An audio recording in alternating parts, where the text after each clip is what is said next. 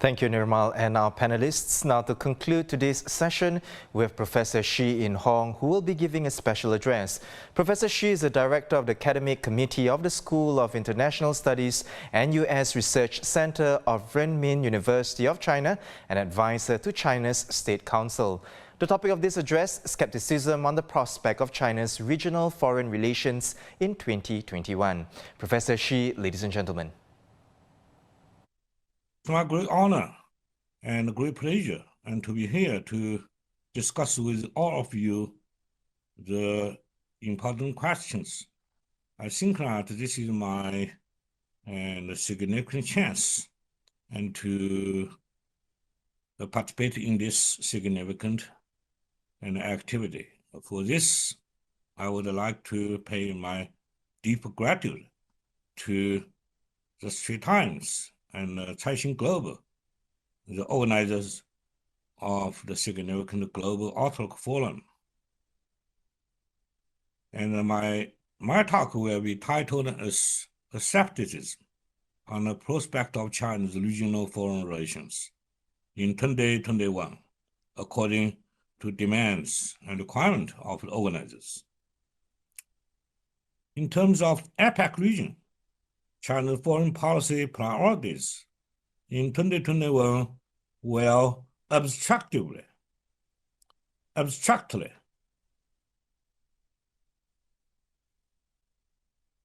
or in principle be the following two, I believe.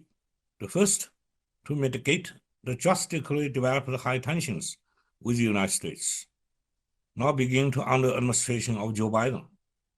The second, to improve further the relationship with ASEAN and its member states. I said priorities in abstract or in principle.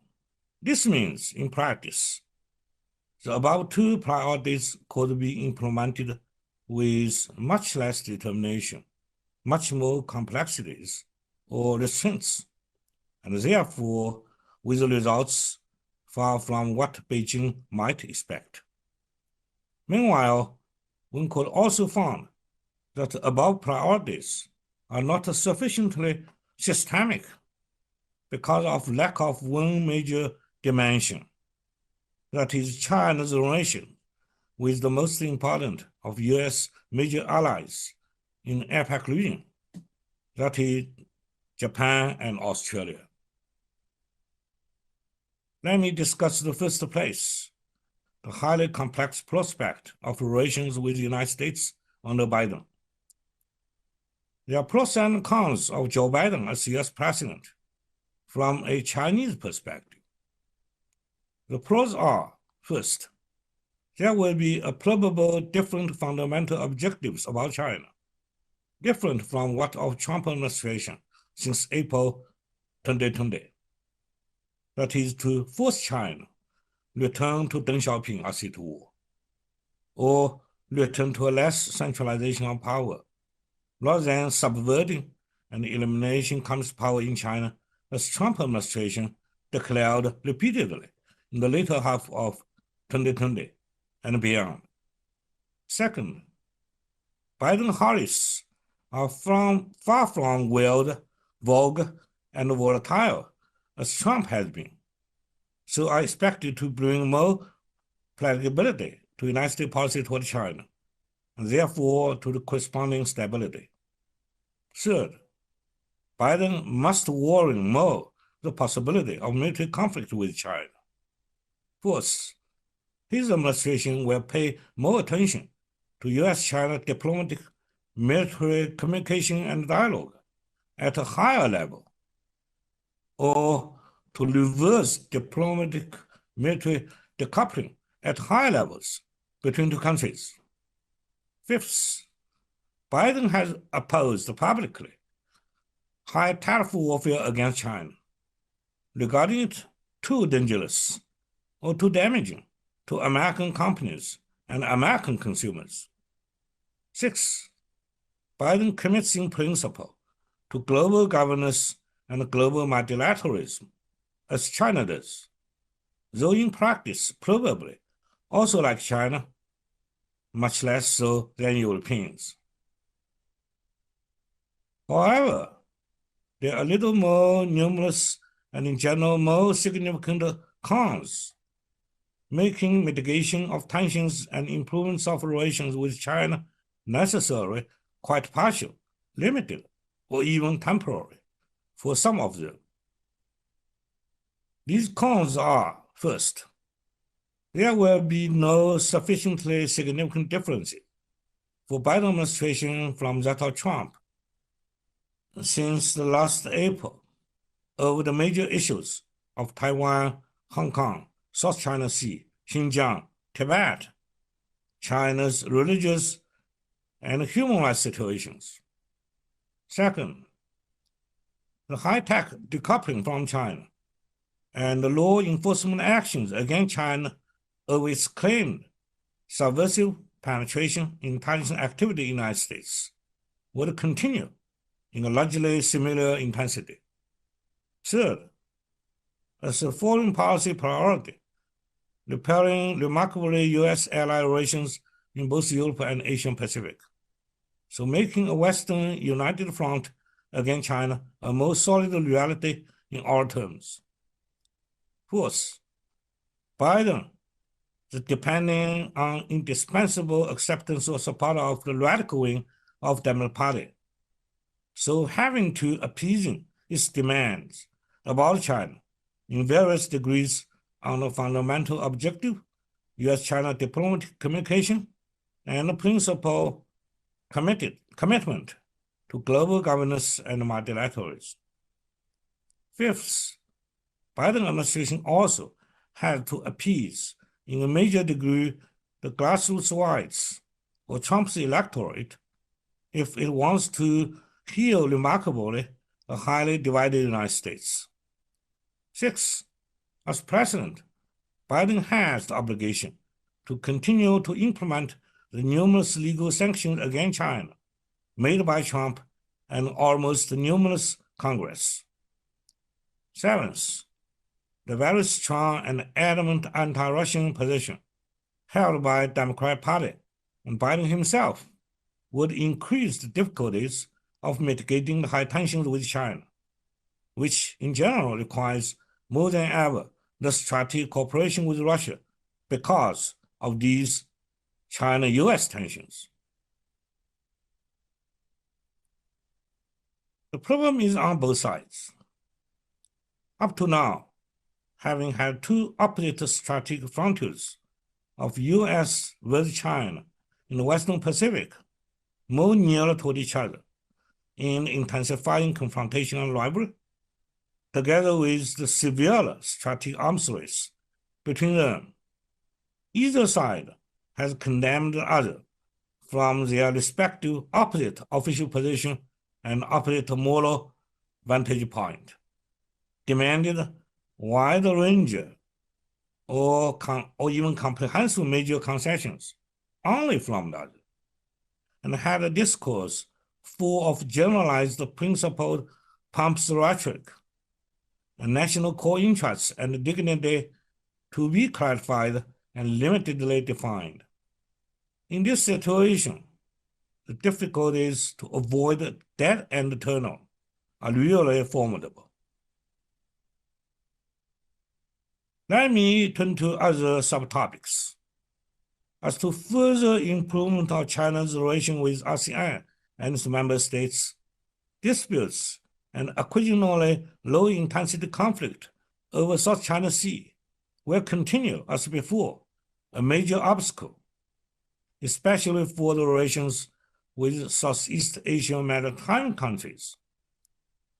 COVID-19 pandemic drastically reduced the human intercourse between China and Southeast Asia, and this highly negative situation will continue at least in 2021.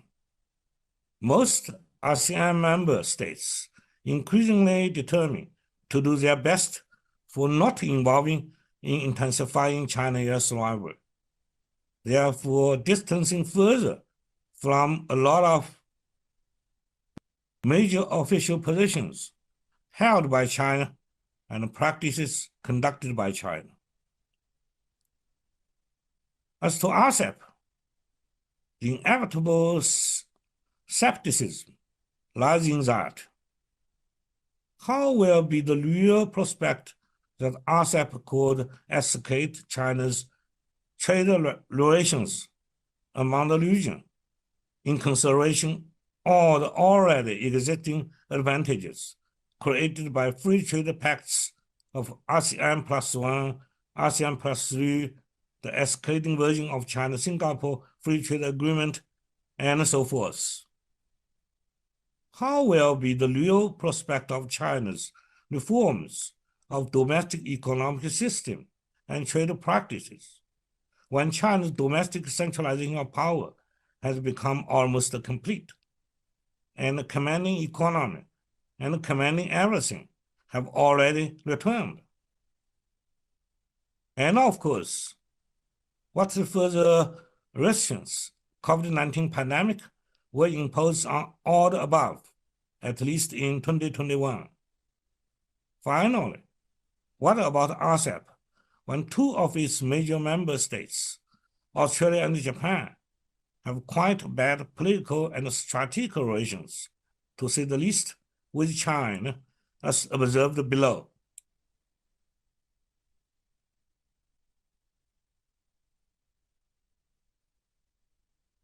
As to the lost dimension of the above-mentioned priorities of China in the region, China's relations with the most important of U.S. major allies in the APEC region, it is Australia, one had to say the following. As to the most lost dimension, the Australian government has most actively collaborated with the United States' hawkish policy toward China. It advocated first in the world an international independent investigation on the origin and spread of coronavirus epidemic, declared early sanctions against China's Hong Kong because of the national security law for that city, while launches the $200 billion 10-year defense budget increase to reinforce its Navy and Air Force longer-range power projection capability in the southern and central.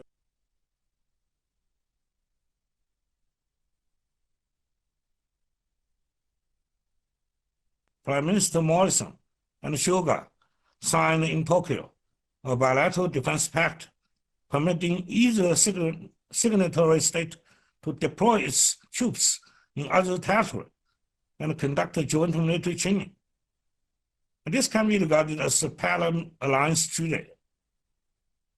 China began its revenges immediately after Australia's advocacy of the above international independent investigation, by launching increasingly severe trade sanctions and so-called war-for-war diplomatic condemnation, which is without end in sight. The Japanese government has taken its China policy largely compatible with the United States in most critical fields. Almost all development. In early July 2020, United States and Japan completed an agreement stipulating that Japan purchases as many as 105 US-made F-35 fighters, including 48 F-35B vertical takeoff and landing fighters, able to be deployed to Japanese helicopter carrier. This is a vital step to drastically increase the preponderance of US-Japan joint strategic armed power against China. Prime Minister Abe secretly encouraged or pushed Japanese companies to withdraw to Japan their manufacture of high-value-added commodities in China. In its $100 billion COVID-19 pandemic bailout legislation, the Japanese Diet set $2.2 billion as special fund to help withdrawal of Japanese companies from China. In early June 2020, Prime Minister Abe and Cabinet Secretary General Suga declared repeatedly the Japanese opposition against the legislation of national security law for Hong Kong. Moreover, in early October, immediately after taking over the post of Prime Minister, Mr. Suga hurried to host a meeting of foreign ministers of the countries that consisting four powers Indo-Pacific Strategic Coalition. As mentioned above, he signed the similar China Targeted Defense Pact with Australia Morrison. On October 9, 2020, the Japanese Maritime Self-Defense Forces conducted an anti-submarine drill in South China Sea, with 3 warships, including helicopter carrier and submarine.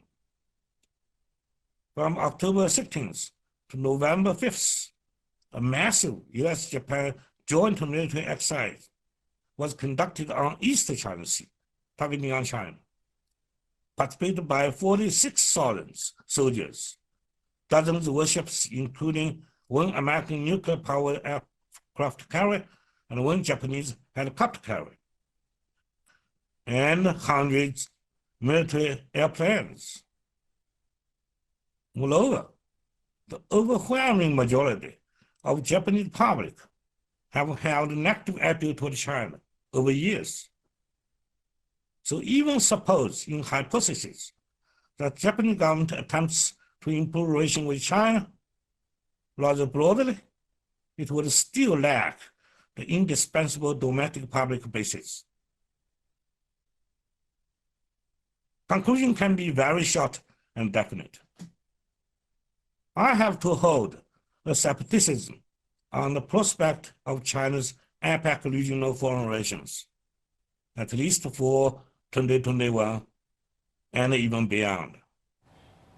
Thank you. Thank you for your patience.